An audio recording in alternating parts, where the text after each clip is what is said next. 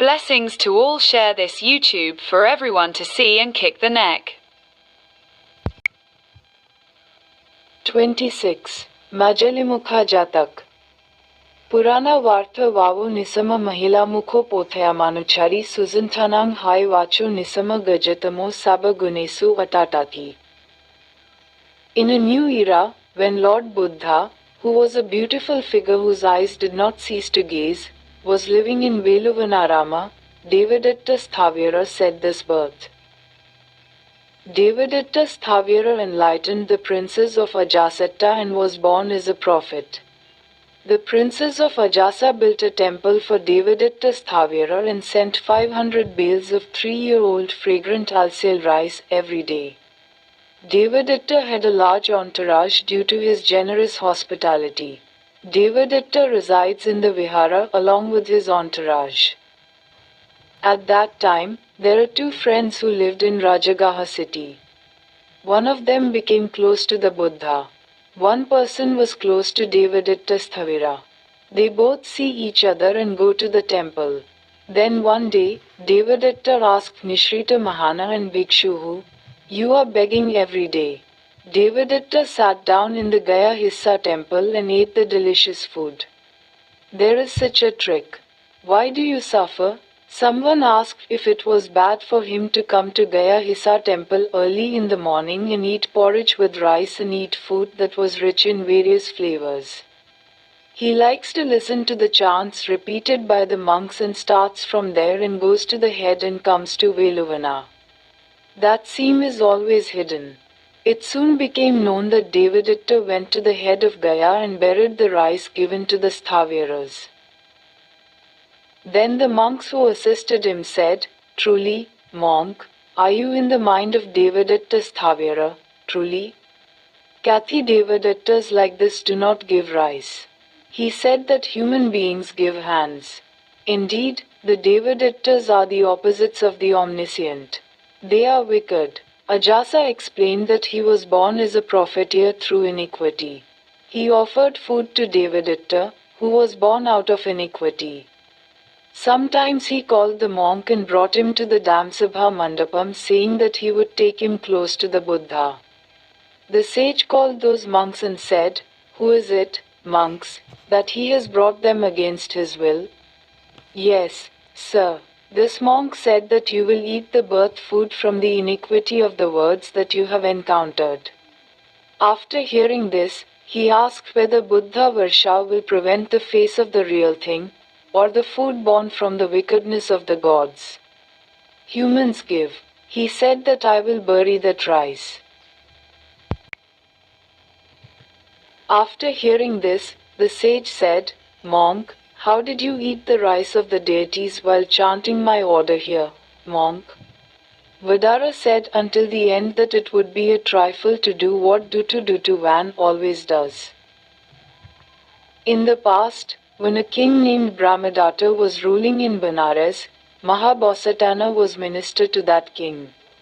At that time there was a palace called Mahila Mukha of the kings. He is virtuous and polite and does not harm or oppress anyone. Then one day, near the elephant shop, thieves came in the middle of the night and sat not far from him and conspired to steal. This is how tunnels should be broken. This is how I should be kidnapped. Breaking tunnels and hijacking is like a big port to learn and steal goods. Thieves kill property owners and steal. In that case, those who steal the ear should not be virtuous. They said that they should conduct themselves harshly and harshly. This is the second day of the process. They came there for a long time and prayed that it would be the third day. By the sign that the elephant named Mahilamukha was listening to those thieves and teaching me, now I should conduct Chanda Parusha with Rodra Kriya. Then the elephant that came in the morning caught the cowherd and beat him to the ground. In the same way, another and another were killed. Mahilamukha is the elephant's name. Because of this, the king was told that the witnesses will be killed. On hearing this, the king said to the bodhisattvas, Panditas, send them to find out from what cause the elephant has become evil. The Bodhi animals went and found out that his body was free of diseases. And the examiners will definitely hear someone's bad word from someone nearby and indicate that he has become evil. He said, Lord, the thieves came and spoke. The Bodhi animals go and tell the king, Lord God, the elephant is not afflicted with any disease. He heard the thieves and said that he has become evil. When asked what should be done now, he said, it is appropriate for the virtuous monks to sit near the body and recite moral discourses. When the king did so, the bodhisattvas sat down near the virtuous monks and monks. He said that he should tell stories that are moral. Those who listen to EBUs and sit in a place not far from the elephant should not touch anything. No one should die. Shilanashrita said that Kshanti Maitri should be kind in manners. After hearing that elephant, he taught me Baskam. Therefore, from now on, thinking that he should be virtuous, Kshanti became virtuous and kind. Who judges the king's judges by the bodhisattva's hand and judges whether the elephant has become virtuous. Bodhi animals are like that, said the king.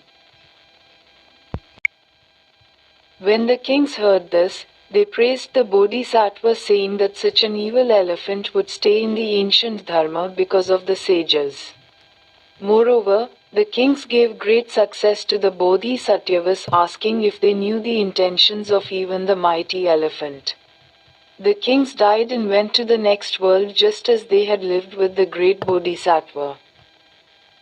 Lord Buddha, the sage, chanted the hymns that you have seen before. Hearing the stories of the thieves chanted. After listening to the voices of the pious chanted the hymns, and after explaining the sermon, he completed the Mahila Mukha Jatak and said the preface Jatak. He said, if the elephant that was left here is the monk, now this opposition is a monk, and if the king is the king, I am the Niloguru Samyak Sambuduraja.